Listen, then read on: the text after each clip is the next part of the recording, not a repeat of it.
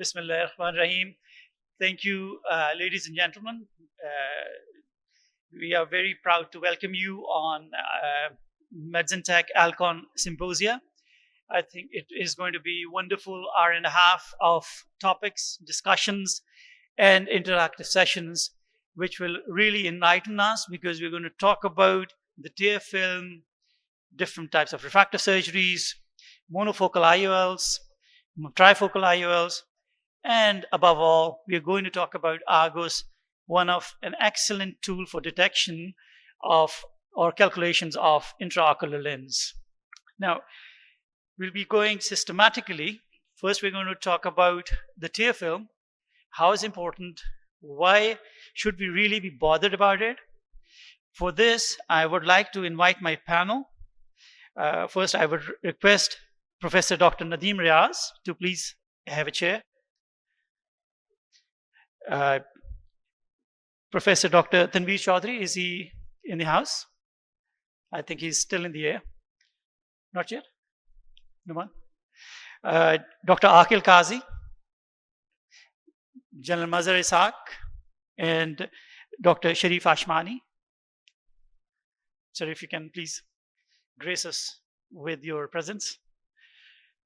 We have got like 5 speakers.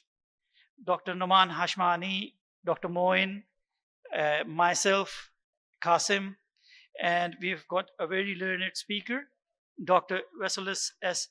Liarakis. I hope I've pronounced this right. So first, we're going to talk about the tear film. My first question is to Professor Dr. Nadeem Riaz. How much importance do you really give to tear film while you're selecting an IOL, especially trifocals and multifocals, please? How much importance do you give to tear film when you're selecting an IOL, especially EDOFs, extended EDOFs, trifocals or multifocals? Thank you, Amir. Good question. We select these premium IOLs in really a very ideal conditions because if your selection is good, then the results are really very good and very predictable. But if your selection on any front is compromised, then they are very unforgiving. So this is a very important factor because I normally, give a lot of emphasis to this particular point because no matter how good surgeon you are, whatever performance you give there, if your tear film is defective, it's not going to work. Patient will be highly dissatisfied. So my next question is for General Mazhar. So we've been talking about customization in refractive surgery. There's been a lot of talk about it, and we're getting more and more into this thing. Recently, we've added on to multiple devices for customization in refractive surgery. So there's another thing about like lenticular extraction thing coming in as well. So we cannot do a customized procedure in lenticular extraction. That's quite a big limitation for the procedure. Plus, do you see any hope in it? First, if you can tell us what customization is, and then if you can share some thoughts about like lenticular extraction and customization. Thank you very much, Amir. Basically, when we talk about customization, is that basically we're trying to improve whatever we have. I will just go into detail of it. That initially, when the laser started off, or examine laser started off, we have got a photo ablation. The first is then we have that femtolesic. The main aim of optimized, and then we had the customized. The difference between the two is that in some of the eyes where they have got irregular corneas or where there are very high order aberrations and everything, the machine works on this thing so that we make the surface better, and we make the surgery so that in the patient gets better. And if there's any problem in the cornea, we're not going to go into detail, that can be treated by customized methods. Unfortunately, in the lenticular method, or what we call it SMILE, or what we call it CLAIR, or whatever it is, we do not have that much of latitude or ability to change those things. Once the surgery is done, that's it. There's a lot of hearsay going on that there will be a improvement there, but we on the ground level at the moment, there's only one procedure, and that's all. Right. So to share about these things, so that we can be enlightened more about the advancements in refractive surgery, we have got an excellent speaker from Karachi, Dr. Noman Hashmi. He's working as a consultant in Hashmani Eye Hospital, one of a very famous place. Dr. Hashmani, the CEO of the hospital, is with us as well. So I would request Dr. Noman Hashmi to please deliver his lecture. Thank you so much. Thank you, Dr. Amir Shah, for a beautiful introduction, and thank you for Alcon for inviting me to do this presentation. So we're going to talk about obviously what the advancements in refractive surgery are, and a lot of the time when we're talking about refractive surgery, we forget there's a diagnostic component to it also. We're just not talking about the surgical component to it. So when we started off 20-25 years ago, we had the topographer, which was only looking at the anterior part of the cornea. Then we realized, yeah, cornea is not just a 2D plane. Uske piche bhi posterior surface bhi hai, uske beech pe pachymetry bhi hai. So we have to look at the entire cornea, and then we came up with the tomographer, which we now look at as Oculus Pentacam or the Galilei or whatever instrument that you use. And from that, then we deduced that there are parts, or there are people who are keratoconic or have biomechanical deficiencies who haven't developed anything on the anterior surface, and there was a huge part of that population that we were actually missing from the topographer. But once we gained the knowledge on that and we understood the corneal biomechanics a little bit better, then we started coming up with allied diagnostics. And today, refractive surgery is a multimodal imaging modality through you have to look at the patient as an individual. You cannot treat the patient on just a tomography or just a topography. So then we understood that now we have to look at their biomechanical profile to see, even if they're not keratoconic, sometimes their biomechanics are not good enough to undergo whatever procedure you want to go for, whether that is LASIK, whether that is SMILE. Sometimes they cannot go through it. But then the cornea is okay and you see that the biomechanics are okay. Then you look at something, one layer of the cornea, which is known as the epithelium. And then you have to look at that, and sometimes that is abnormal, and that can be abnormal because of a variety of reasons. For example, dry eye, for example, some sort of regression, some sort of scar that is going over the irregular stroma. So the epithelium tells you a lot of information to what you can see after surgery, what you can expect after surgery. If you have someone who has a lot of dry eye and you have this epithelial hypertrophy, you do surgery on them, chances are in 90% of the cases, this person is not going to be happy, his vision is not going to be good, and he's going to have a lot of neuropathic symptoms, and he's just going to be that tough patient that you don't want to deal with. Then, to take that epithelium forward, you have to figure out why that ocular surface wasn't good in the first place, and then you've got things like the dry eye analyzer. Is their meibomian gland a problem? Is their goblet cells, are they a problem? Is the tear film a problem? Now, traditionally, we've been taught that meibography and meibomian gland dysfunction, this is all old people problems. 50 saal ke upar hai, uske problems hain. These are not problems for the young guy. But take it from me, who sees these patients every day, you've got meibomian gland dysfunction in a lot of patients who are even 20, 25-year-old. I had a patient just last week. He came in, had a meibography done. About 50% of his meibomian glands were absolutely gone. They were atrophic. They were not dysfunctional. They weren't there. And that is because of his lifestyle, because of whatever the problem was. We have to look at these problems. Then you can go on in even at a more microscopic level. And a lot of people are surprised when I tell them that confocal is an invaluable tool when you look at a dry eye patient. Because a dry eye, what does dry eye do? It causes inflammation in the cornea that causes, and that will cause your corneal nerves to become absolutely aberrant, and then you get these dendritic cells and inflammatory cells inside. So what ends up happening is that this is an inflamed cornea and he's got extensive dry eye. Then you do surgery on this patient, you induce even more inflammation, and this patient will never have the same type of corneal nerves again.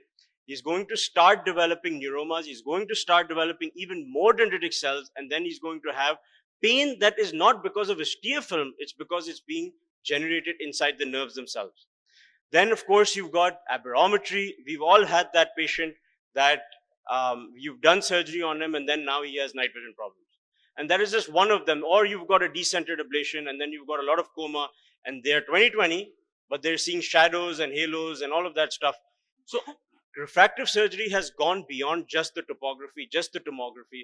You need to have all of these tools to see if the individual patient is, not only is he fit for LASIK, if something has gone wrong, why has it gone wrong, and how do you fix it? So all of these tools then help us individualize the treatment. Do we need to delay surgery? So for example, there's one patient I did it's been about 3-4 years now. This person was, she was about 24 years old. She was the sister of one of my wife's best friends. She had corneal neuromas in her eyes, dry eye, all sorts of, anything you name it, it's there. We did the confocal, she has neuromas. We did the dry eye analysis. She had meibomian gland dysfunction, epithelial hypertrophy. We treated this person for about 1.5 years off of drops, lifestyle changes. She was very motivated. We then did the surgery, and her quote was that my eye feels better after my LASIK surgery than it did before. So LASIK surgery does cause dry eye, but if that eye is inflamed and you haven't controlled that inflammation, they're going to have problems later on, a lot worse than they were before. But if you control it, their nerves will come back healthy, and they will thank you for delaying the surgery as much as you did. Then we, of course, go back to the surgical part of all of this. So we've got all of these tools available now, right? So initially we had PRK, LASIK, and all of those excimer-based procedures. Then we got KLX, the lenticular extraction that Sir was talking about just a few moments back. But then what about the patients that cannot have these procedures, cannot have keratorefractive procedures? And before, we used to rely on, maybe 10 years back, used to rely on refractive lens exchanges, but their accommodation will go away. There are detachment problems in that.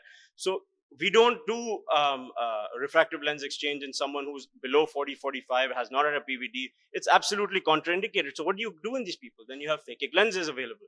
So we're sort of covering the entire spectrum with refractive surgery in today's day. But we still haven't talked about customization, and we'll talk about that in the next few slides.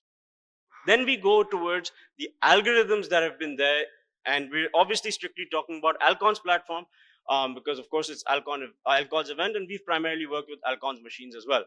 So we had initially something called Wavefront Optimized, then we developed into something called Custom Q, and then we have topography guided LASIK with Contura Vision. Now, what was Wavefront Optimized? Wavefront Optimized's great thing was that it introduced transition zones, which we didn't have in the Monreal's profiles before that. Then they put in something called the population-based Q value. They did an entire study on what was the average Q value. They put it into their machines, and then we treated everyone based on that Q value. Then we wanted to customize a little bit more, and then we came up with something called Custom Q. What does Custom Q do? Custom Q was looking at the individual asphericity of each person, and then you put it into the machine, and then you try to maintain that asphericity so that each individual person has their own sort of cornea. Of course, you don't maintain it 100%, but you maintain it as much as we can.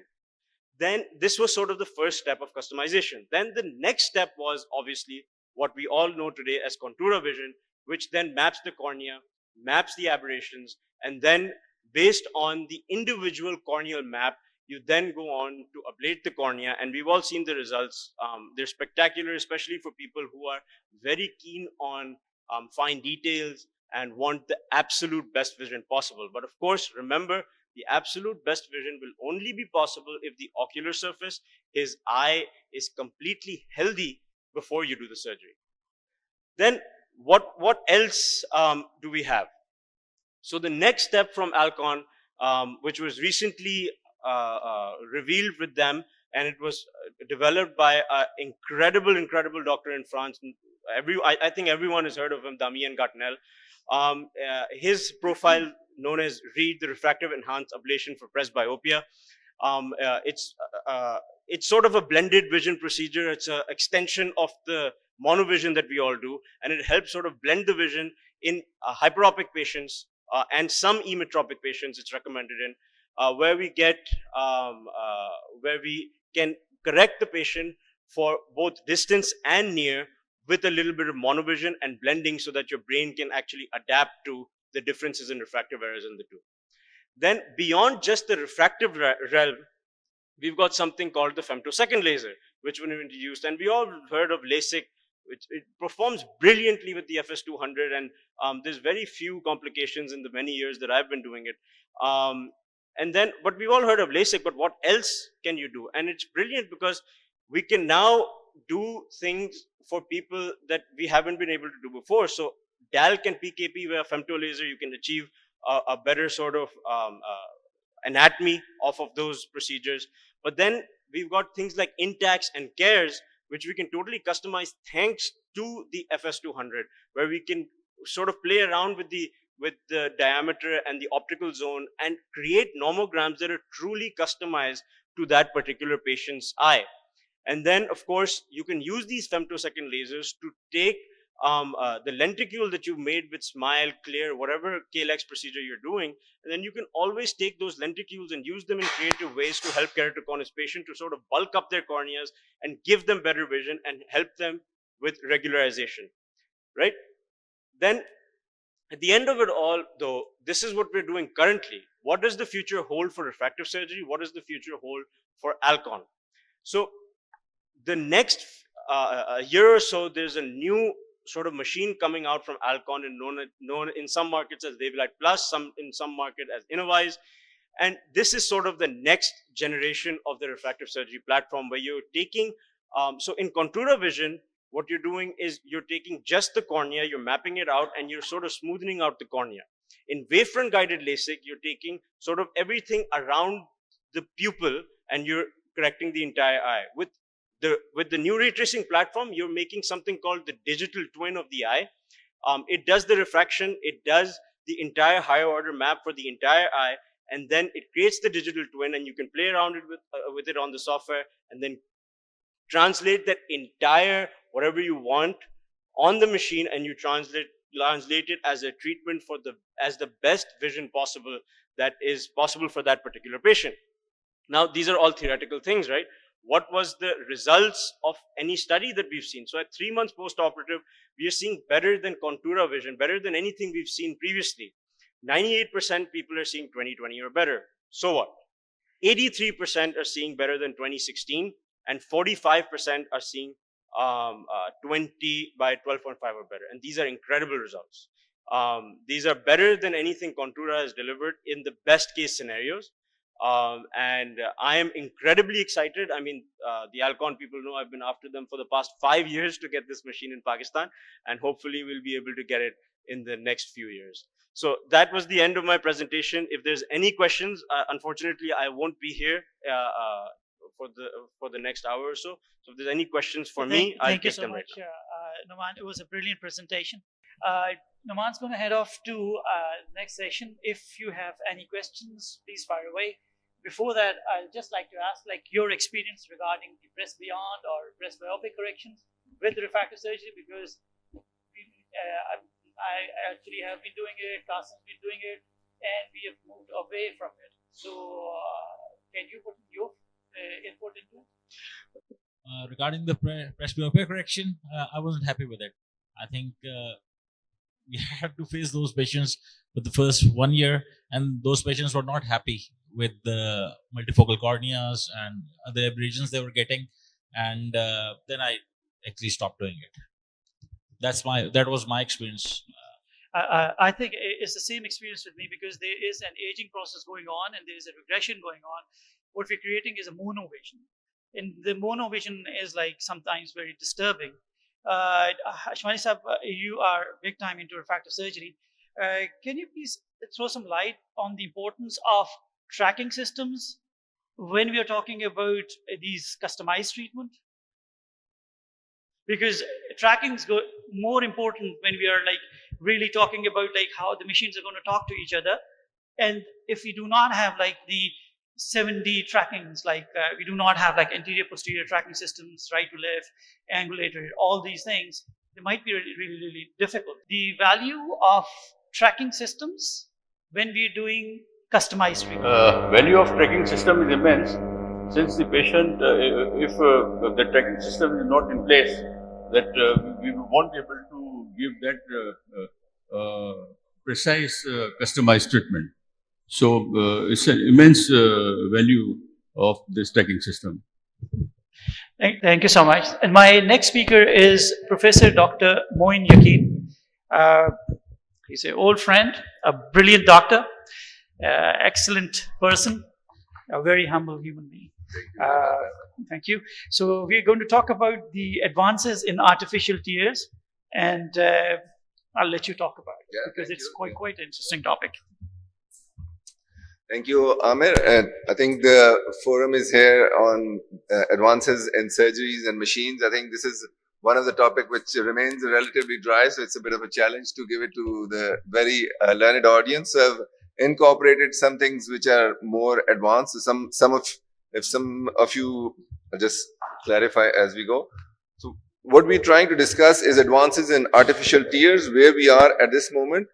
So what we need to understand, everybody knows that there's aqueous deficiency, evaporative dry eyes, or mixed disease. And then if you modern tear film biology, the tear film, if I take it like this, you've got the lipid and the aqueous and the emergent importance of gel matrix. If you see this, you can see initially we thought there's just aqueous, mucin layer and lipid layer. And now we also think there's mucus over here spread that will sort of improve the wettability of the tears which is forming, and this is the glycocalyx which is produced by the corneal epithelial surface cell. So it's very important that this glycocalyx is going to be disturbed in dry eyes, and how can we reform this glycocalyx in a perfect manner at the end. So there are classification of artificial tears, if you can broadly classify: humectants, lubricants, HPQR, carbomers. And you can see the humectants are trehalose, glycerin, and osmoprotective.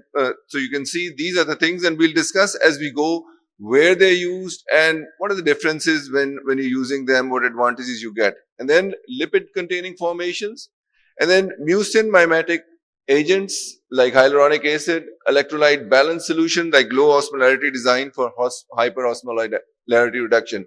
We need to understand, one is this might be aqueous reduction, a lipid reduction in the tears, but along with that, dry eye also produces inflammation. So that you'll also know that there's role of cyclosporin in these patients as well. So hyaluronic acid is actually something which we use independently as a medication to treat dry eyes, but the drug we are going to discuss, cysteine hydration, that comes up with a combination of the lubricants along with hyaluronic acid, which synergistically increases the impact of the lubrication it produces. So it's a high molecular weight, so it can be either cross-linked. So you can see in the market there are cross-linked hyaluronic acids which are available as well. So the lipid-based tear film optimization, you can see now the newer things is nano emulsion technology out of this. There are small droplets that improve spreadability and evaporation control, because we are constantly fighting that the patient should see clearly, but the duration should be longer. So that you do not want to use thick gels and use something which changes shape according to the need. And then cationic emulsions with an electrostatic adhesion to ocular surface. Then we've got mucin mimetic and gel forming sort of formulations which mimic glycocalyx interaction as I showed earlier. And then we got HP guar and borate. So HP guar is sort of a gum-like substance, and borate is they interact with each other. I'll show you a video how they interact, and they produce that glycocalyx, that web that is going to stay on top of the cornea to produce a layer which is going to protect the cornea. So that then going on, basically the question is which medication is going to be used for which disease. So you can classify dry eye disease into low molecular weight, sort of occasional lipid supplementation or PRN use. So low molecular weight hyaluronic acid can be used and then for moderate disease, I think mild probably everybody uses. When you go on to moderate disease, you're looking for a product which is going to help you more relieve the symptom, because you don't want those patients to come back to you and say that the drug which you've given doesn't work. So the high molecular weight or cross-linked hyaluronic acid, then you've got HPQR in situ agents, And then you also get lipid nanoemulsions and preservative-free, strongly recommended.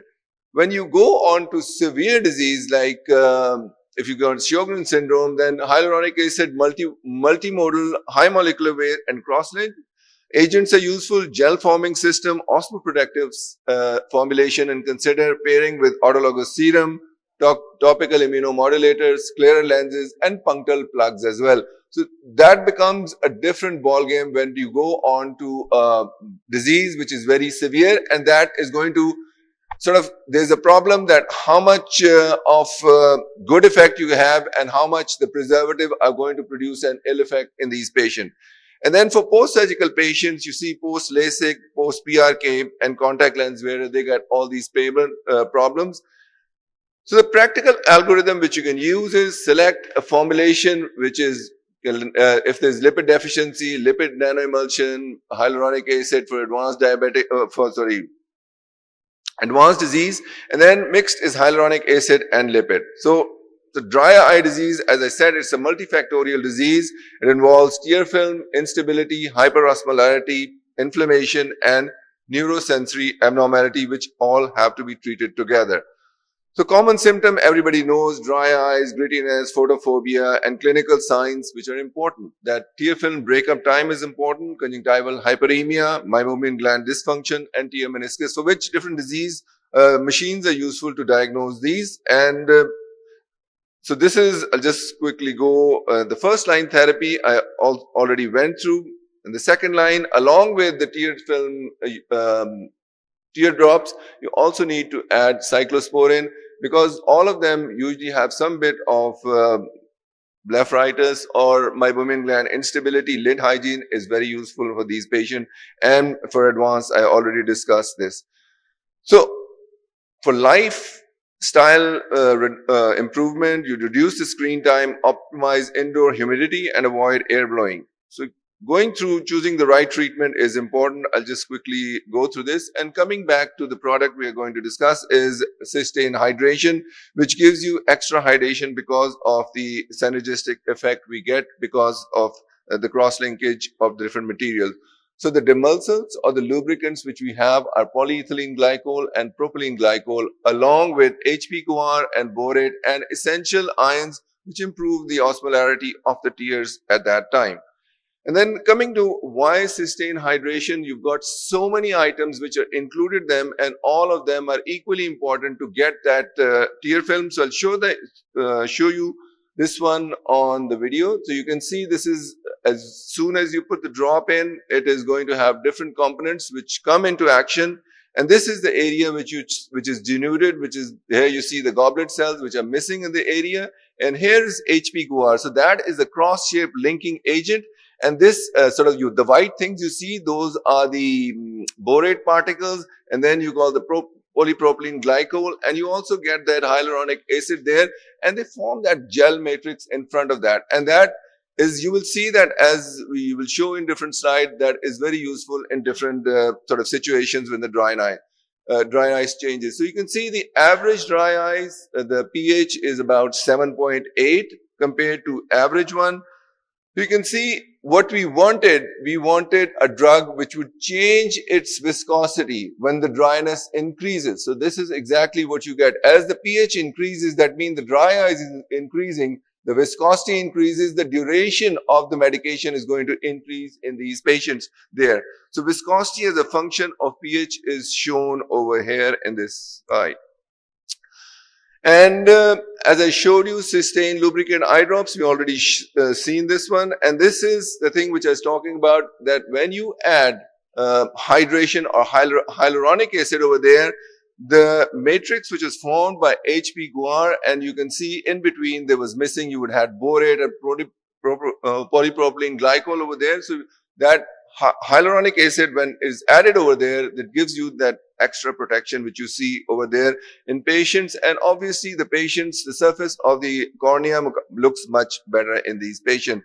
And then you can see the tear film breakup time improves by using this one, and you will also have a reduced staining of the cornea, and Schirmer stores are much better. So you can see does dry eye does it affect the quality of life of the patient? You can see patients with angina probably have a score of 0.75 compared to 1, which is normal. So the patients with dry eyes do have a very miserable life. So you need to treat them adequately and give them a one-stop solution with one drug rather than using multiple drugs at that time.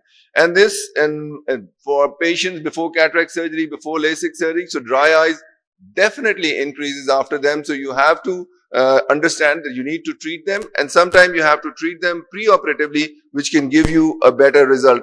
And the other thing, when somebody comes in with dry eyes and you do an IOL calculation, biometry or keratometry, they will be affected with that as well. So that is something which is important to consider, and asking them to use lubricating pre-operatively obviously is going to help you resolve that issue. So superior moisture retention and lubricancy compared to hyaluronic acid alone, you will see that as you get this medication together, you can see there's there's improved performance when you add sustained hydration over here. Anyway, the main the theme which we have and the end is when you use these lubricants. The other question is, when you're using the lubricants pre-operatively, does that have a major effect on post-operative treatment as well? Yes, it does. We have graphs over there which show you that if you use the Systane drops or any lubricant drops which are being used pre-operatively in patients with dry eyes, if you continue to use them post-operatively as well, those patients will have a better Schirmer test, better sort of the tear film break-up time will improve in those patients. So that is something which is very useful. So I think in conclusion, if you are trying to decide which medication you want to use, you want to know which type of disease the patient has. Is the lipid layer affected? Is the aqueous layer affected? Or the mucin layer affected? And you target it accordingly rather than just going for one strategy, which is this. And I think Systane hydration or Systane alone, they provide you a very good solution, a one-stop solution, which is very useful for them. And patients do give a very positive feedback of this product. So I think if there's any questions about Systane, I can take this at this moment, Ahmed. I think we're very fortunate to have Professor Moin with us, because he's a very hard person to get hold of. Moin, you are an oculoplastic guy as well. What's your input about combining treatments with intense pulse light treatments? I think intense pulse light is very important, meibomian gland disease, and it is shown to be quite effective in those patients. I think the only problem is the disease. The machines which are available, they're expensive, and per treatment, the patient cost is there. But definitely patients, if you get that treatment, they will sort of get relief without using the teardrops, and they'll perform much better. Yeah, I think that's an upcoming strategy of treatment. I think it's not very popular at the moment because of the cost, but it is something of the future which I see. Because meibomian gland dysfunction is the main thing that Yes, leads it is. to all Yes. this trouble. Yes. Now, not in Pakistan, but when we are like outside Pakistan, we go to a shop for tear film, and we see a number of different type of Systanes available: Systane hydration, Systane balance, Systane. I don't know how many types of it. Like I really get confused. Like, why so many of them? I think, as we said, it is so important to understand which type of dry eyes you're targeting. And as Alcon has probably worked so hard on identifying the different types of dry eyes, and then you need, I think what I tell my patients is you need to identify which drops work for you and which drops work for you at what time. Sometimes they want a longer duration of action if they're working on the computer, and sometimes they're okay and they might want something which is less viscous. But I think Systane, by they've got preservative free as well.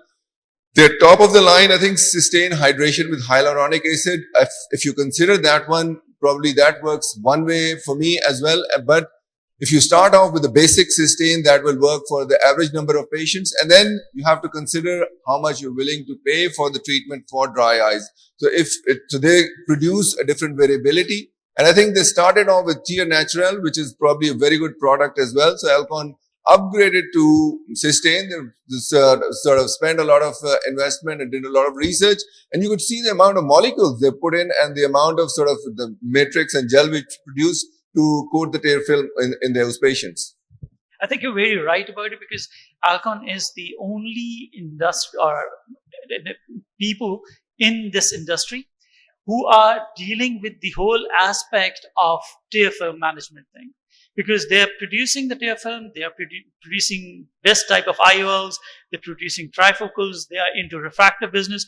They actually understand what is the value of tear film. General Mazhar, you work a lot of your time for the tear film management, and I think you are also into the diagnostic tools for measuring tear film. Can you please share your input about?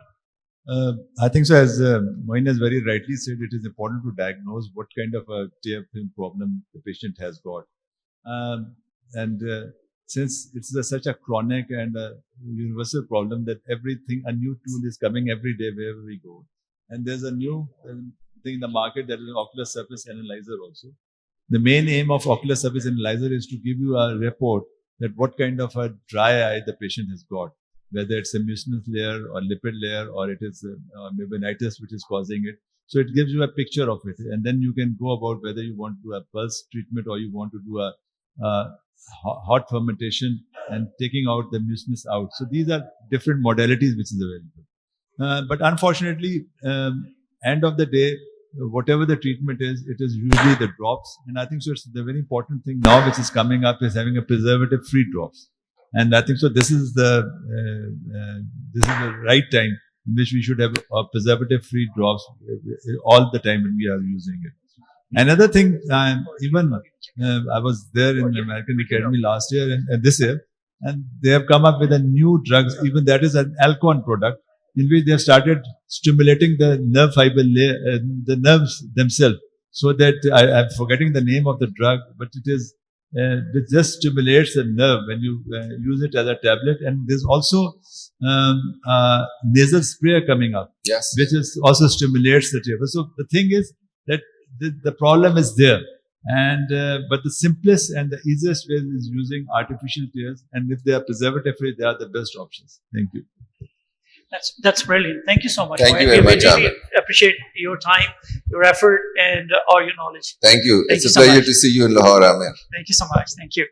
So the next speaker is going to talk about Clarion IOL. He is the one who has used the maximum number of Clarions in Pakistan, and that is me actually.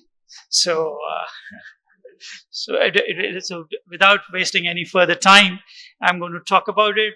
Since I've got the privilege that I'm the moderator, so I'm going to take a little longer as well.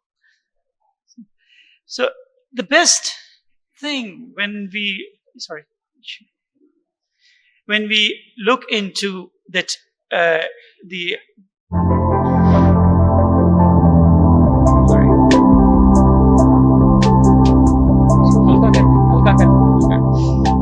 best gift when we see in our body that the nature has provided us is vision. If we close our eyes and start eating food, we lose the taste. We lose everything if we cannot see. So there are like multiple things which vision provides us with. Once there is a cataract, then we can realize how much tasteless the life becomes. There are different type of IOLs, but we do only check them whether they are 6/6 or not. But what if they start producing lower quality? What if we are not able to see properly? So that is what we're going to talk about. The best IOL that we can select for ourselves, for our relatives, for our patients. As phacoemulsification is a standard protocol for surgery, whenever we talk about cataract surgery, the thing that comes in our patients, in our mind, and in everyone else's mind is that phacoemulsification is to be done. There is no doubt about it. If there is a lens, there is only one gold standard, and that is called Acrosoft. So any lens that comes in the market, in our clinics, in our surgical practice, we compare Acrosoft, a monofocal IOL, and its qualities with the rest. So this is a lens which is, I say, an Acrosoft Plus or a better lens, as my experience comes. So this is the declaration for my association with different companies. So I'm going to talk about my experience and why I shifted from an Acrosoft to a Clarion.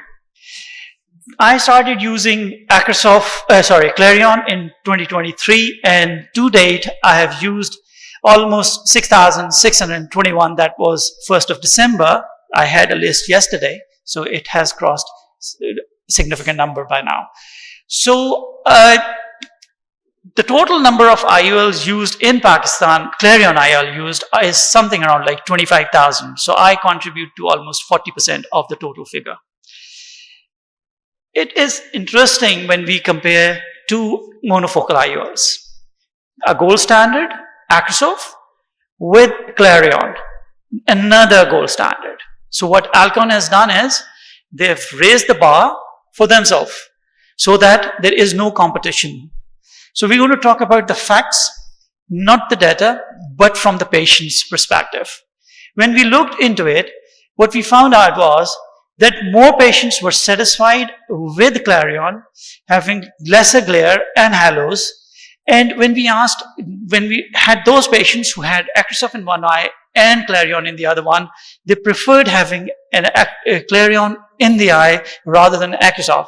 I don't want to say that they were unhappy with an Acrosof, but they were more happy with their Clarion.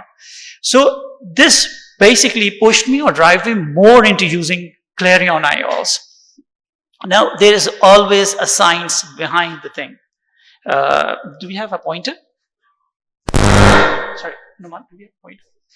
So there's always a logic and a science when we're talking about why is one thing better than the other one. There are different factors to it. When we look into the thing that there is a glistening, is it glistening free? Because quite a lot of complaint with an Acrosof is that there's a cat eye reflex. But with the Clarion, we do not see that. The reason is that there is no sub-nano glistening particles, there is no glistening in the lens, and there is no subsurface haze. These are like things we can talk about it, but I think we'll just bypass it because it's just going to make the talk a little too lengthier. The other thing is that we do not see the glare and halos because of its edge design. What actually is an edge design and what the advantage is? Patients complain that I'm sitting in a room and there is a light on the side that's disturbing me. It's more like while we are driving and a side light from a car makes us blur.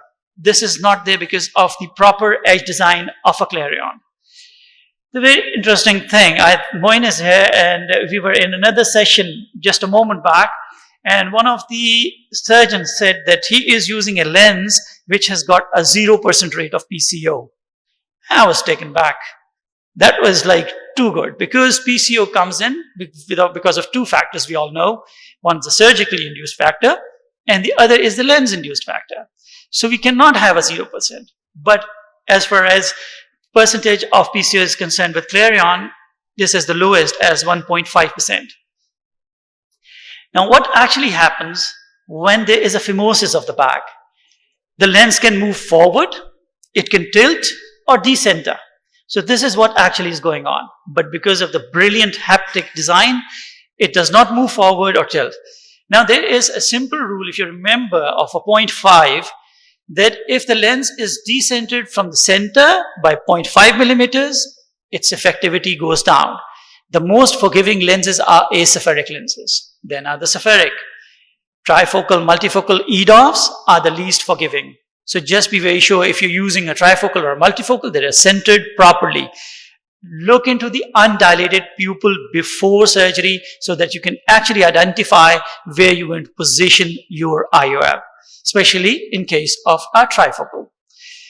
The other thing is, if there is a tilt, and the tilt should be less than 0.4 degrees, and one does not have any control onto it, the only thing a surgeon can do is put the lens in the bag and keep the capsular axis lesser than the optic of the lens. And the third thing is anterior posterior displacement, and that is also 0.5 millimeters. Now, this is the most interesting part of, the most important part in the whole of the lens is its delivery system. It's not only interesting, but at the same time, it's not only interesting, but an innovative piece of element. It is The delivery system is absolutely smooth, it's very controlled and absolutely sterile. The lens actually has got an interesting system of a lock system and a place where we can inject a viscoelastic.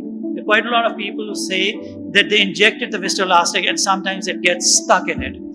My advice would be use a proper viscoelastic, a ProVisc, bring the cannula deep down into the opening and then fill it up to the marked area. You will not get sticky IOLs anymore into the injector thing. This is the lock cap. One has to remove it, and once it's removed, you can hear a click sound that will appear when the injector is ready to insert the IOL into the eye. So we've taken the safety lock. This is the click sound, might not be able to hear. And then the injection is absolutely smooth and goes very controlled into the eye. Considering different type of injection systems with different lenses, the best one I've ever come across is this injection system, and I'm absolutely pleased with it. The lens opening is very controlled. It goes into the bag. There is no pressure onto the posterior capsule or the zonules, and we can place it very conveniently. Once placed, the viscoelastic has to be removed, and it's my habit to do viscoelastic removal from the anterior segment, from behind the lens, and from the side port as well. Because if viscoelastic is left behind, it will have more problems. So as I go behind the lens, I'm just waiting for the clear view. Now, once I get a clear view, I'll start the vacuum. This is the viscoelastic you can see.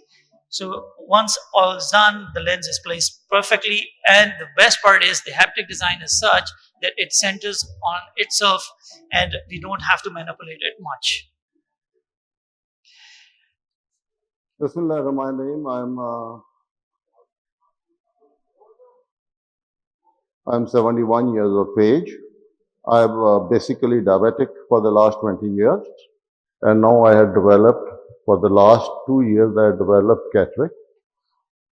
In my first operation, which was very successful, they had put IQ by Alcon, and now during this operation, they had put Clarion by Alcon. These both lenses are excellent and had no problem. Well, I'm satisfied with both, but I personally feel that the Clarion by Alcon is much better and gives me a much better vision. So this is like straight from the patient's mouth. And this is why it's so convincing. And this brings me to the end of my talk. And if you have any questions regarding Clarion, otherwise I'll start asking you questions. Just Clarion. Clarion is the best. Zero for zero. Sorry?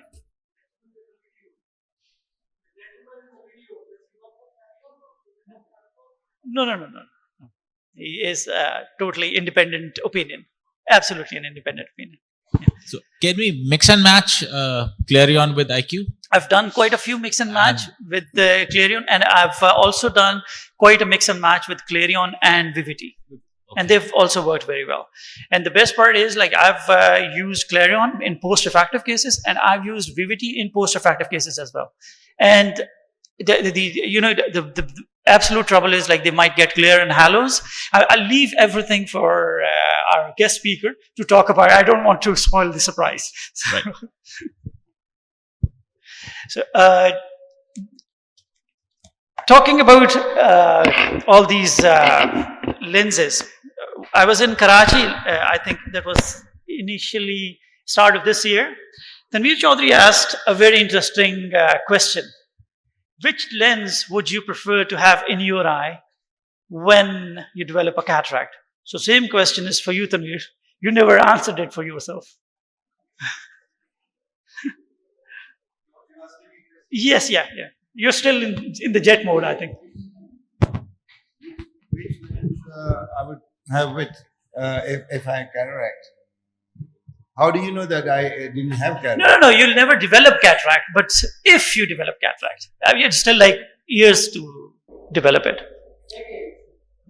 I think we talked about it कि हम VVT lens. I talked to the Alcon guys before about this. In the first eye, if you have it slight, the first minus on your biometry, and the second eye you have a slightly more myopia, then you don't need glasses. And I think I'll go for that. For the VVT? VVT. Right, good choice, I think. Good choice. Shahzad, what do you have in mind? You're quite vocal about the choices of lenses. Well, a good friend of mine is very happy with the VVT, so I better not name him. no, I won't name him, but he's a very good friend of mine. Some say that we are friendly competitors, but still, he's very happy with the VVT.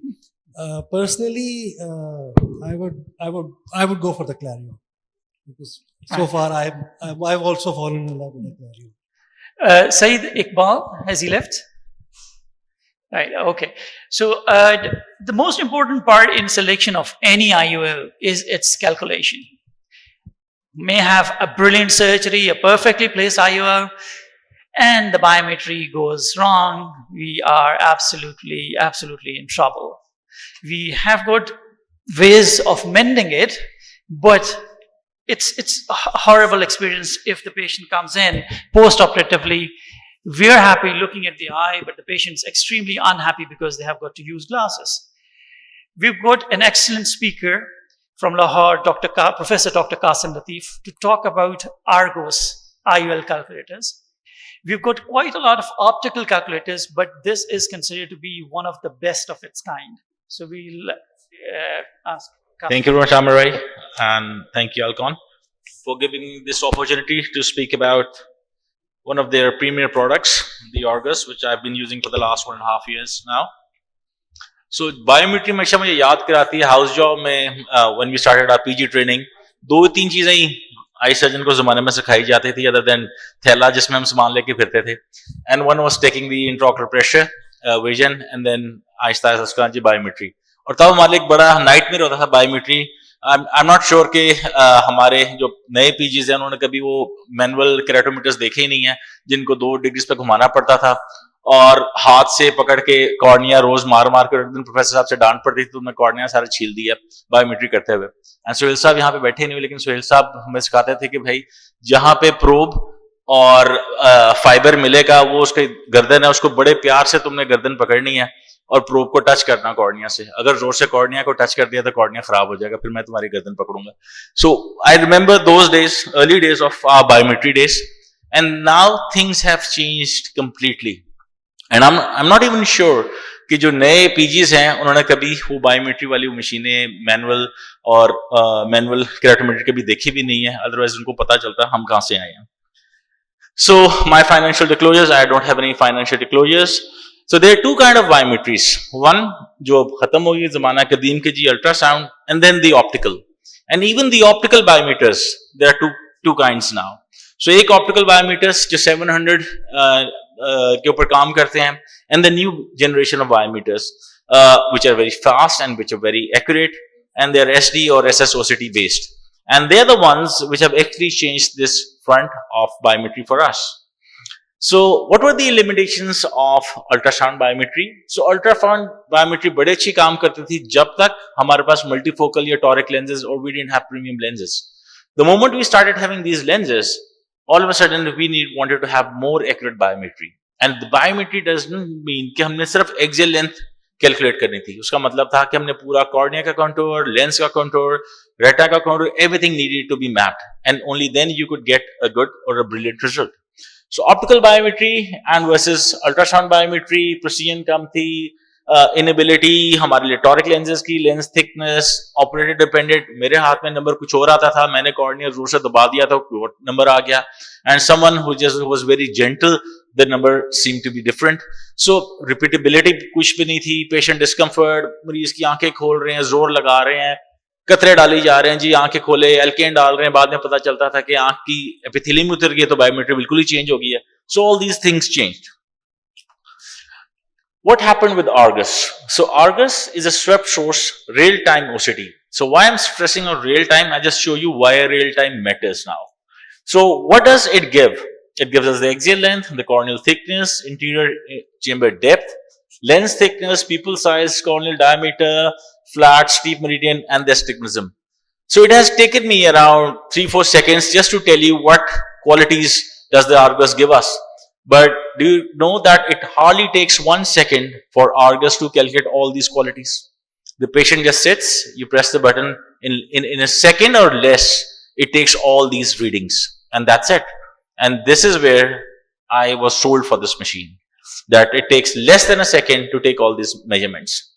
So if you compare Argon reading with a dense cataract with a biometry being done with ultrasound, the problem is that 96% of the times you will still be able to do biometry with Argus. You just miss 4 patients अगर आप optical biometry use कर रहे हैं Argus की versus traditional biometry जो कि आप ए scan के साथ कर रहे हैं. Similarly, if you compare this machine with other machines which are other optical biometers, just because that it is running on a more wavelength, you can do it 89% of the cases with in hard cataracts. The rate of doing biometry is 89% compared to the traditional ones with the other optical biometers. So why ये क्यों इतनी अच्छी machine है, क्यों ये चीजें achieve कर सकते हैं? Because of these two functions, the segmented axial length and the enhanced retinal visualization. So जितना cataract मोटा होगा या cataract thick होगा, उतनी ही लाइट पीछे जाएगी, तभी हमारे biometers optical fail हो जाते थे. This was the problem with them. But Argus has overcome these two things. So सबसे पहले, what is segmented axial length? So Argus एक ही बारी के अंदर पूरी की पूरी रीडिंग नहीं लेती. It segments the eye into 4 quadrants. So it measures the eye, pericorneal thickness लेगी, फिर interchamber depth लेगी, उसके बाद vitreous की thickness लेगी, and this is how इन सब चारों को जोड़ लेती है. So this is how it is. So it will take the reading of corneal thickness first, then the interchamber depth, then the lens thickness and the vitreous. और इनमें से कोई भी मिसिंग है या किसी का, it will try to make it up. How it does it? With enhanced retinal visualization. So it increases the signals by 100 times. 10 times sensitivity बढ़ा देती है, signal strength को 100 times increase कर देती है, and then it plots it. So this is how it does. So usually this is how it will take the reading. But if the lens is very dense, it will rotate the eye. So इसने cornea से लेके lens तक reading ले ली है, then the image is rotated, and then it will stitch those images. The moment it stitches those images, you'll always have a biometry, whether cataract dense hai, grade 1 to grade 4, it will always take that biometry for us. Then the importance of real-time OCT guidance. So real-time OCT, at the moment it's being measured, you can actually go to the analyze mode and you can see अगर patient ने आंख हिला ली है, ऊपर नीचे देख रहा है, कोई opacity है, there and then you'll get the reading and you'll find out in the real time कि पेशेंट ने कोई गलती तो नहीं की. अगर की है, मशीन उस वक्त आपको बता देगी कि पेशेंट आई मूव कर रहा है, or you will get these indices.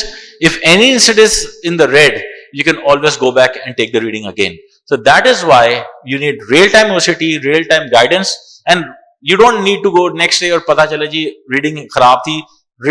There and then you can find out the reading is not good and you can take the reading again. And then you get a good biometry report. And the most important thing is post-refractive data in the biometry. So ऊपर वाला data तो सब biometry machines देंगी. So it's the post-operative refractive data जो आपको बता सकता है आपने patient को -1 करना है, कितना स्पून छोड़ना है, क्या करना है, and that is where you can actually tailor-made your patients कि मैंने कितना नंबर छोड़ना है, patient की needs क्या है, and you can do those things with the Argus system. And the other thing is, once you've taken the reading, all what is required is the reading can be exported to your laptop. You can sit anywhere. Your technician can do the reading for you, and you can sit in your office and you can manage कर सकते हैं patient का कहाँ पे आपने incision देना है, कि कौन सा प्रेफर्ड फार्मूला यूज करना है, which IOL you want to use, which A constant. And the beauty with these new biometers is one IOL but different formulas. You can choose whichever formula or vice versa. You can have different IOLs or a same formula, and again tailor-made for your patients. So IOL calculation में my best part with other IOL biometers, optical biometers, you have to actually buy formulas. अगर आपने formula update करने हैं, या आप किसी और formula चाहते हो, you have to pay for them. With Argus, the best thing is you get the Barrett suite. So Barrett suite, all those 5 formulas which are highlighted, they're the top premium formulas. You get them free, and they're updated for free. And my favorite universal too, again, hyperopo, myopo, you can use it all for them. The other important thing is the Argus, just like Verion, it can be attached with their digital marker, and during surgery on the microscope, just like Verion, you can get your incision, your capsular rhexis, your centration, and your final alignment. And this apparatus can be easily upgraded to any microscope. All microscopes, most of them, it's a universal fitting. You can fit it in your microscope and you can get all the alignments on your microscope. Another thing with Argus, just like Alcon, all Alcon machines, you can have it integrated with the biometer, can be integrated with the microscope, and can be integrated with the machines. So all data can flow both ways. So this is just a video.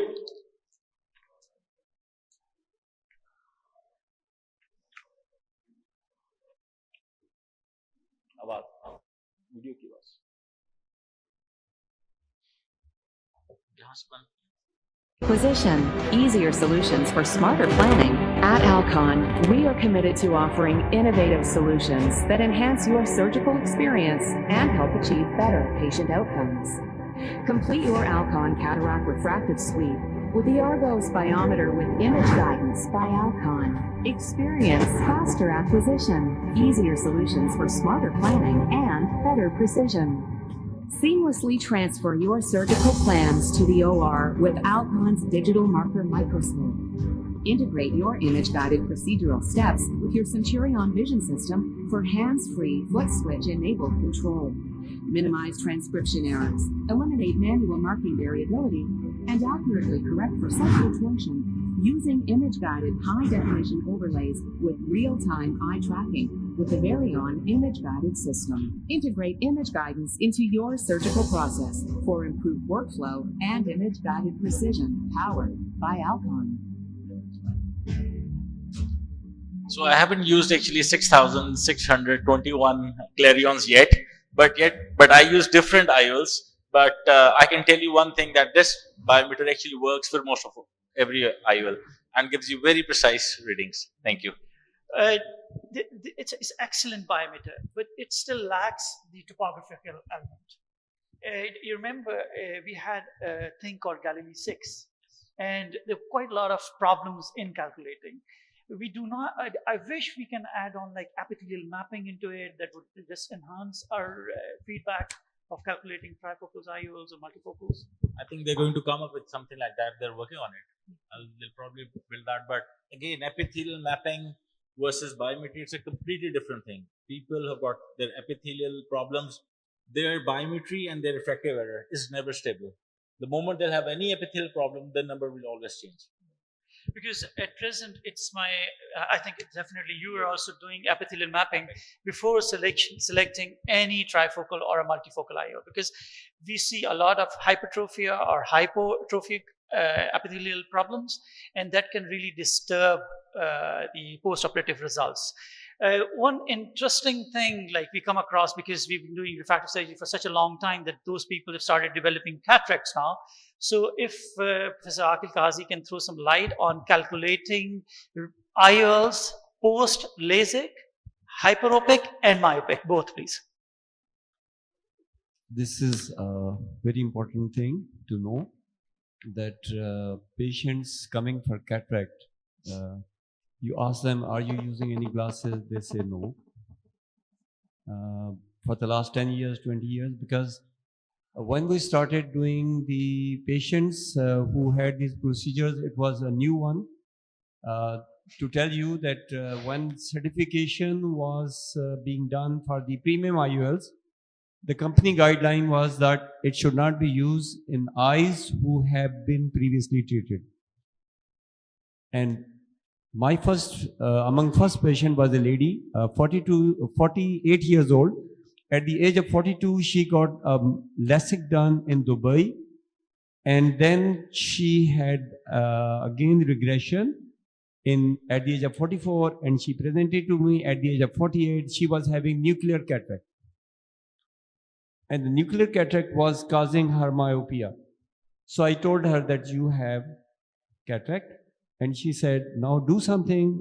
I never worn glasses. I'm not going to wear glasses. So my discussion at that time was that the patient should have an option that we should go give him glasses. So then the problem came of the biometry. What biometry, what formula that we need to have. The last case, the lens is still being ordered from America for a doctor. And we submit our calculation to the company, and the company comes back to us, sir, that you are asking for a lens of 25 diopter, and we have calculated it to be 23. So I told them, please add post-LASIK. And when he added post-LASIK, he said, sir, you are right. So which formula were you using? As Qasim said, these formulas are inbuilt. So you just have to tell, the formulas are inbuilt. You just have to tell post-LASIK. You know, from working before LASIK, I knew that if you are dealing with a cataract patient and the K readings are in 40s, 39, 40, 41 without any previous surgery, then the normal formula doesn't work for him. Universal 2 doesn't work for him. You have to have a different formula because these formulas are meant for 43, 44 K readings. Now, once we do a LASIK, then we have changed the keratometry to below, because the cutoff point, as we get a guideline from Dr. Amir Sarar, that it is like 30, the K reading should not go beyond 36. So the K readings goes down after LASIK. So the formulas, we have very many formulas, Higgins, Shams. So these are inbuilt. So you don't take one, you take many, and you just feed it in your fancy biometers, and they will get you calculation. And the toric one as well. So we are doing toric, post-toric, because the patient, if gets a premium lens, he must be 0-0. Qasim, I've got a good experience with Haggis Suite. I'm more comfortable post-refractive surgery using it. Shamas, I'm not very comfortable with. You have used Barrett TrueK. Yeah. What's your input about these things? Because Argos has got a Barrett TrueK. Yes, so I go by Barrett now. Okay. You totally shifted onto it. Totally. Because this is a big advantage of having an Argos, I think. Because this is like compelling me to get this thing. Which is it has got a Barrett, yeah, and it's easy to use as well. Yeah. I think one thing more that you asked in the beginning was the trifocal and VVT. It should be very clear. Trifocal has halos, but trifocal is best lens for distance, intermediate, and near. I happen to be dealing with doctors, very many doctors, and the doctors, they can, as you asked him, one of our friend from Karachi, Dr. Tanveer, which lens. So patient usually tell doctor that I'm your patient, you decide for me which lens I should get. But even then, we ask patient, what is your need? If you drive at night, then trifocal is not. You're night rider, you are airplane driver, you work in dim lights, so trifocal doesn't work well. So you get the advantage. But putting VVT and asking him to read very fine prints is difficult. I think as we're moving ahead to using these premium IOLs, calculating IOL power and all these things is absolutely important, and using a variant along with it is like even more important. Professor Dr. Thank you so much, Qasim. Professor Dr. Nadeem, you have the full Mountie, the absolute thing, the machine and the variant system. Can you share your experience? Because it's like something that really would guide us to get into this thing. About this Argus, it is the fastest. It has the fastest scanning speed. You know, look at it. I mean, 3,000 A scans per second. This is the fastest ever machine built, I think. And then the swept force, frequency is exceeding 1050. Again, it all adds to the accuracy and predictability of the equipment. So I think, if you have this kind of an equipment in your armament, your confidence level and predictability increases. And one more point, that, this attachment of DMM with the OR of operating microscope. DMM is, just for the audience. It's the, synchronization of the Argus biometer to an equipment through very own system, which integrates this equipment to your operating microscope. And then there is an overlay. So you can switch it on and see what size of the rexes you're going to make, which is the site of your incision. So it's more like a heads-up display in the car. Heads-up display, exactly like that. And you can switch it on and off, whenever you want it. You want to reconfirm your size and everything, and placement of the toric IOL. All these things, they become, just on the fingertips. So I think that's brilliant. That's like really tempting. Yeah, it is. It's like, I think it's a must-have thing now. I just want to add one thing. As I said in the last meeting as well, when I started training in England, it was Alcon, and I have operated always on Alcon machines, use Alcon things, and sometimes it just feels like a family. Or family se ye mujhe aaya कि Argus, I've used, the first patient I've used Argus on was a family member as well, and that's actually shows the confidence on the product.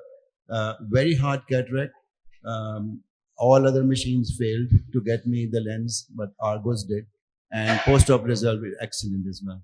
That's So brilliant. Brilliant. That sort of confidence I have. Because those type of cataracts, like, we really are like puzzled, like whether we're putting in the right lens or not. Exactly. Yeah. So yeah.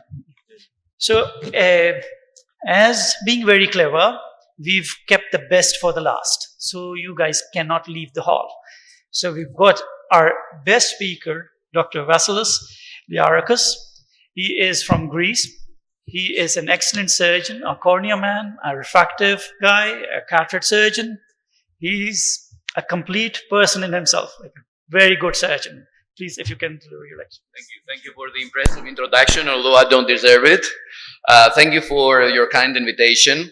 In the next few minutes, I will actually sum up all the comments that have been already mentioned here, and you will see all of it combined.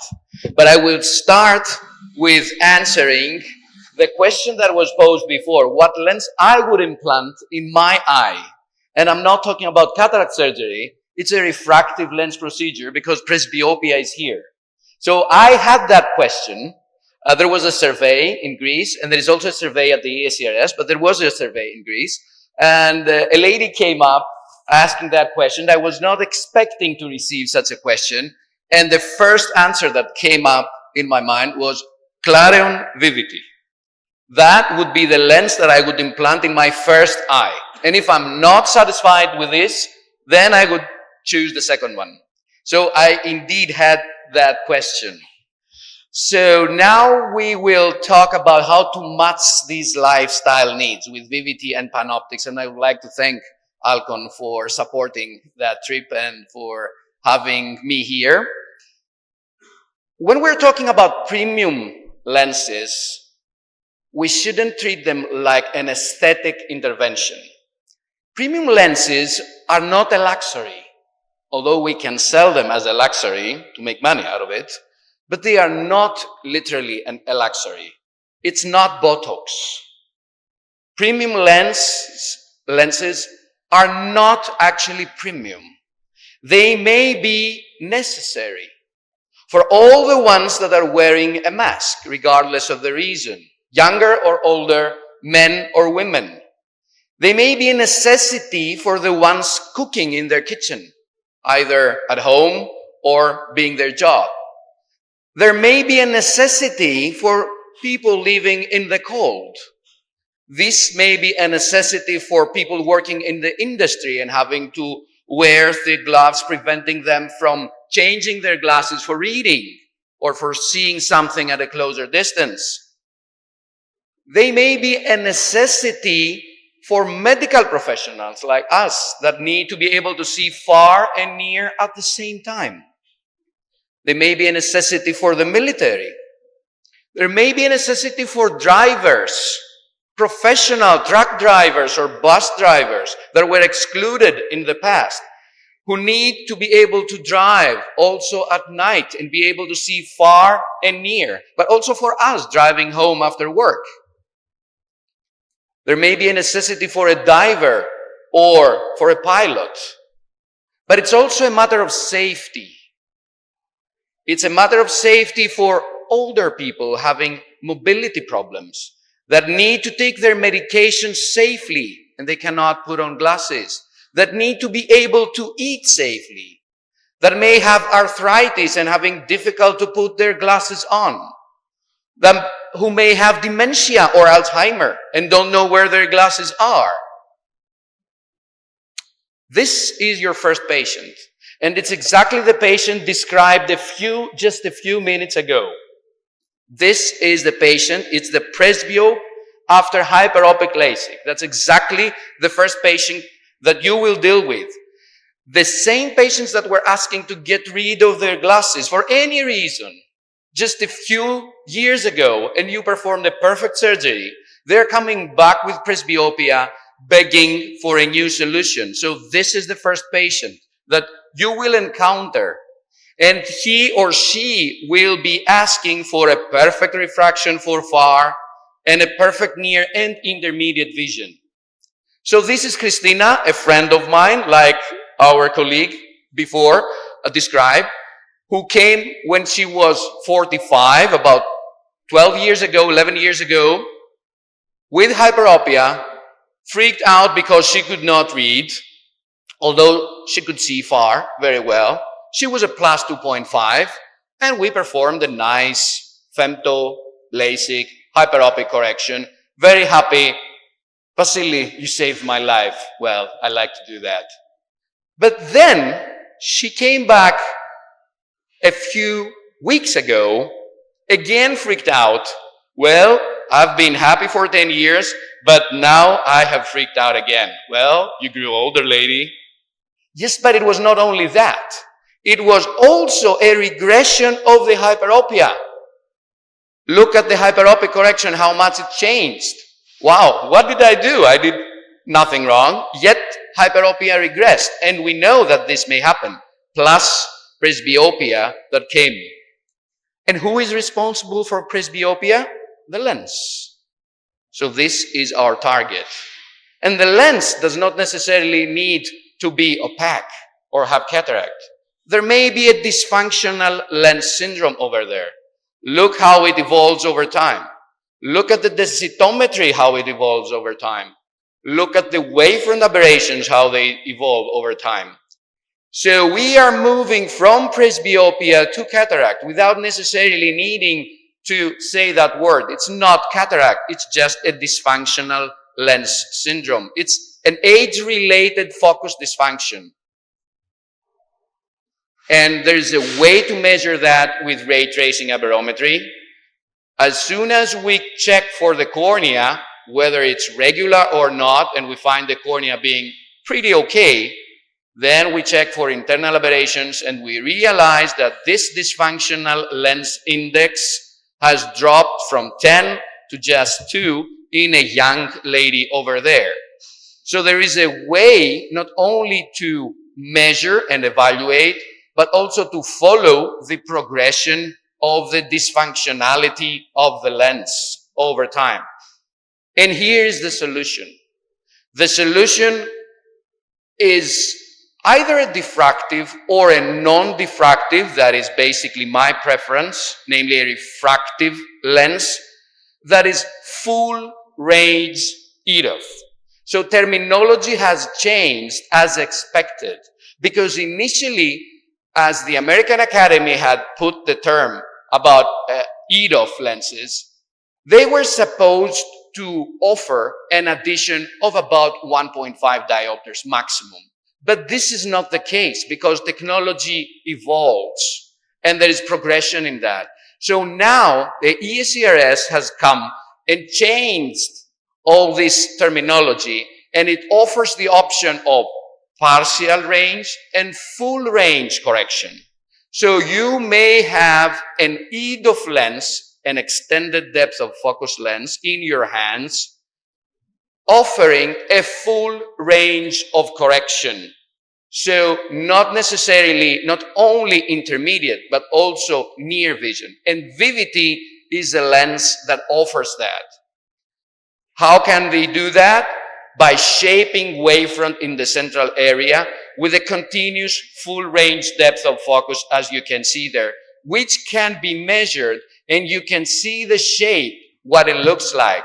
So it's non-diffractive, refractive, no rings, no halos, with a full range of correction. That's why I don't like to call it a multifocal lens. I call it a varifocal, because some patients may be scared of the word because they've heard that some others had issues with multifocal lenses. So it's a varifocal, and it's a varifocal plus, I like to call it like this, because it offers more than expected, even after implanting the very first lens in the first eye. And we can measure that varifocality with ray tracing aberrometry, and we can measure how much it offers and in near vision. And all that have been offered without halos, without starbursts, without rings. No need to be scared, we, the doctors, to be scared about dysphotopsia, about photic phenomena after implantation, because that was actually the main reason that we, doctors, were a bit reluctant when it came to implant a multifocal lens. We were afraid of post-operative complaints. Now we don't have these with EDOF technology like the VVT. No rings, no halos, no dysphotopsia, nothing to worry about. That's why EDOFs are on the rise. And this is another friend and colleague, actually, and ophthalmologist, Yanis, who wants to drive his car. He has presbyopia. He's older than me, although he looks younger than me. He wants to drive his car at night and not see like that, but to see clearly. He wants to go diving. He wants to go fishing. And he still wants to be able to eat what he just fished. That's why we use the Argos, and we choose post-hyperopic LASIK, because he already had a hyperopic LASIK performed in his eye. And we choose the VVT and Barrett through K formula, as already nicely described before. And we have everything done with one click in just a few seconds. Nothing to worry about, not to worry about looking on the web, nothing to worry about possible mistakes done by us when putting data in. Everything is done by clicking one button. And we have all the planning in front of our eyes. We implant the VVT and everyone is happy. Look at the refraction before. These are the internal aberrations because of the dysfunctional lens. And look at the internal spherical aberration induced by VVT, which is needed, otherwise the lens would not work. But it's that low that it does not increase contrast sensitivity issues. It does not reduce the MTF, the modulation transfer function. So we have 20/20 vision, far J1 near. And we compare with the other eye, the crystalline lens, in the eye that has not been operated, compared to the non-diffractive EDOF lucidis in the other eye, and look at the depth of focus provided by the very first lens that has been implanted. But be careful not to miss the corneal surface, as described perfectly in the very first lecture.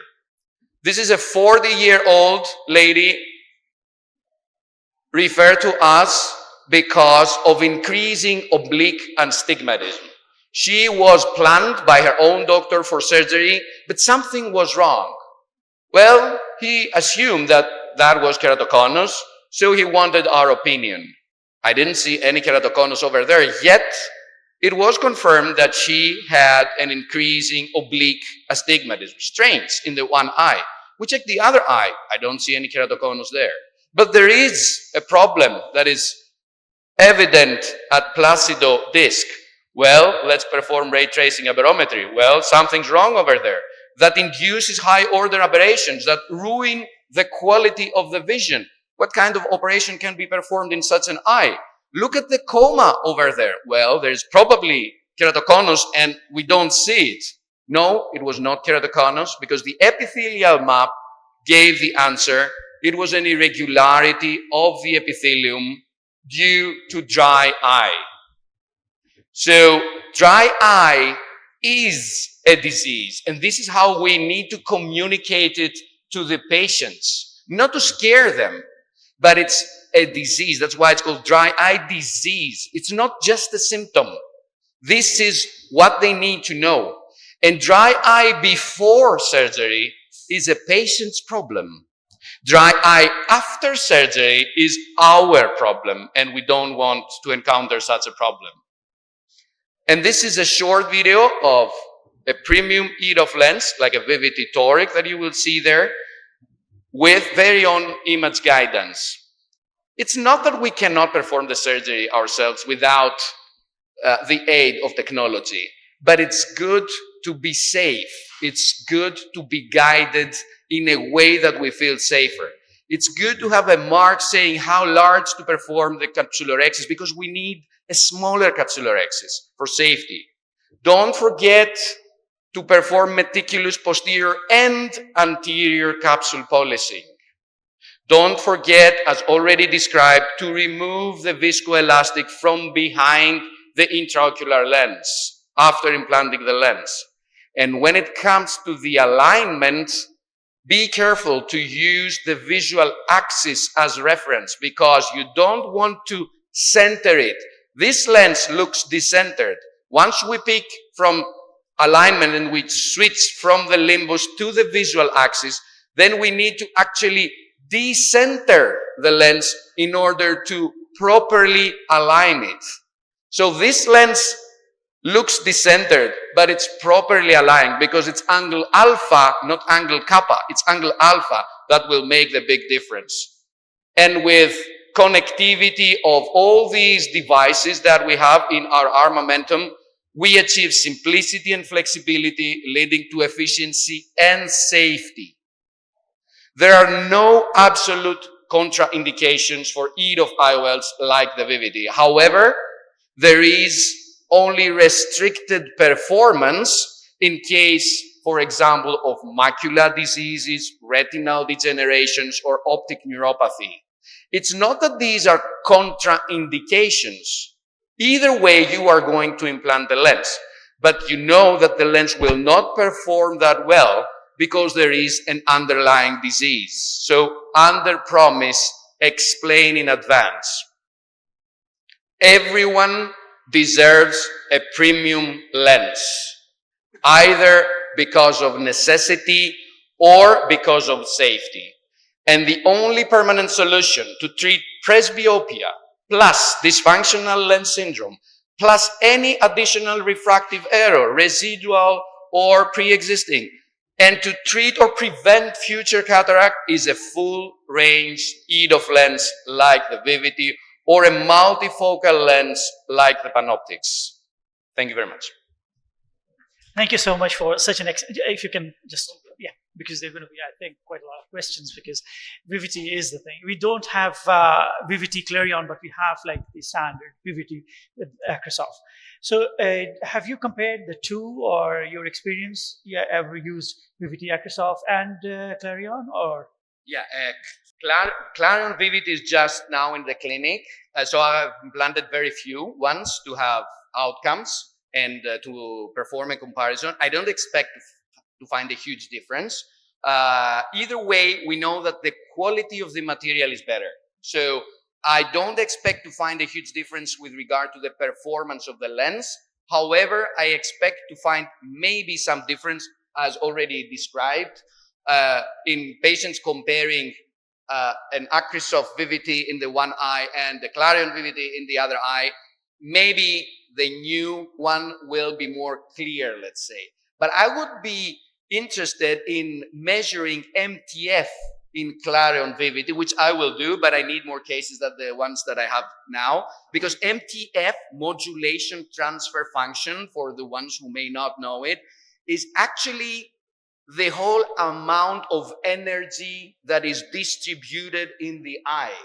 So it's something like the contrast sensitivity, but in a more 3D fashion, in a more 3D, three-dimensional manner. So it's actually the whole energy entering the eye. If we find higher MTF values, so the curve that I showed to be a bit higher compared to the vividity that we are using so far, then I would be really happier than I'm already now. The only thing I'm very happy with the Vivity thing, but I'm not happy with the injection system. I would prefer if they come up with something like the injection system of a Clarion. And your input about the new injector. There is a Clarion injector that can be reused, not the preloaded Clarion. So we have the new injector instead of the Monarch, and it's so smooth. It's amazing. I mean, the first time that I used it, I didn't realize, and I said, "Oh, what is this?" Because it's thicker. It's a bit thicker. "Oh, what is this thing that you gave me?" "Oh, it's the new injector, and it's so smooth. I mean, like a well-polished and well-oiled material." So, point to be noted, Dr. Khalif. I think we've got quite a lot of VVT users, and we'll definitely like to use those type of injectors as well. The other thing with the other EDOF lenses is the pupil dependence. Have you ever noticed such a thing in the VVT? What I'm saying about EDOF lenses in general, and especially for VVT, is that they are not pupil dependent. We are used to the habits and ideas and restrictions and let's say we are used to our experience with diffractive multifocal lenses. We started with Restore 20 years ago. So this is part of the way our brains works. So we think that they are pupil dependent. EDOF lenses are not pupil dependent. But then why do we have complaints from some patients saying that, well, I don't see very well when the lights are dimmer? The reason is not the diameter of the pupil. The reason is the quantity of energy of photons of light entering the eye. So I've measured, I've performed a barometry even with a very small pupil, 2.5, that's the least that we can take a barometric measurements of internal aberrations, but also subjectively evaluated the quality of vision in even smaller pupils, 2 millimeters and smaller, and EDOF lenses, Vivity, works perfectly. So EDOF is not as pupil dependent as any diffractive lens. That's the one thing. And the second thing is more forgiving to match it with what was said before, is more forgiving than diffractive lenses when it's a bit decentered, provided that the central element is still within the pupillary area. And because I was surprised by that, I measured it and I realized that a small decentration by mistake may add a bit of coma, central coma, that is not as high as to increase problems and dysphotopia, but it increases the depth of focus further. So it happened to compare, I have pictures, but not in this presentation. In the one eye, the lens was perfectly centered. In the other one, it was slightly decentered by about 200 microns or 300 microns, but you could measure it. The eye with the slightly decentered Vivity lens had a deeper depth of focus, could see better at a close distance compared to the perfectly centered lens. It's surprising. I was surprised myself. You should decenter it like purpose. No. we cannot. We can do it, but it's not the correct thing to do. See, other thing is, like, there are people who come up having a monofocal in one eye and they ask for a multifocal or like a trifocal. What's your experience and what's your approach to it? That's another subgroup of the first patients that we will encounter. and it's the mix and match. So mix and match works in many ways. So the first patient that comes and says, well, I want you to operate my other eye. Oh, why don't you go to your doctor? Aren't you happy with the first eye? Yes, I'm happy. He did a great job. I can see very well, but it was a monofocal. And then I heard from a friend of mine who was a patient of yours or my relative or whatever, that you implanted another kind of lens that was not actually a multifocal. It was something else. Can you please take the lens out and put the multifocal one? No. I will do the multifocal, the panoptics or the VVT in the other eye. And if you are not happy, then we will exchange the first lens. I never had to exchange any lens. Mix and match works perfectly. It works also the other way around. Let's say that I implant a VVT in my eye, and I know that I'm obsessive compulsive as a character, and I'm not happy with far vision. Then I implant a Clarion IQ in the other eye, and I'm fine. That's a perfect answer. Thank you so much. We've got Dr. Atif with us. He has used quite a lot of VVTs, I think. Atif, would you like to share your experience?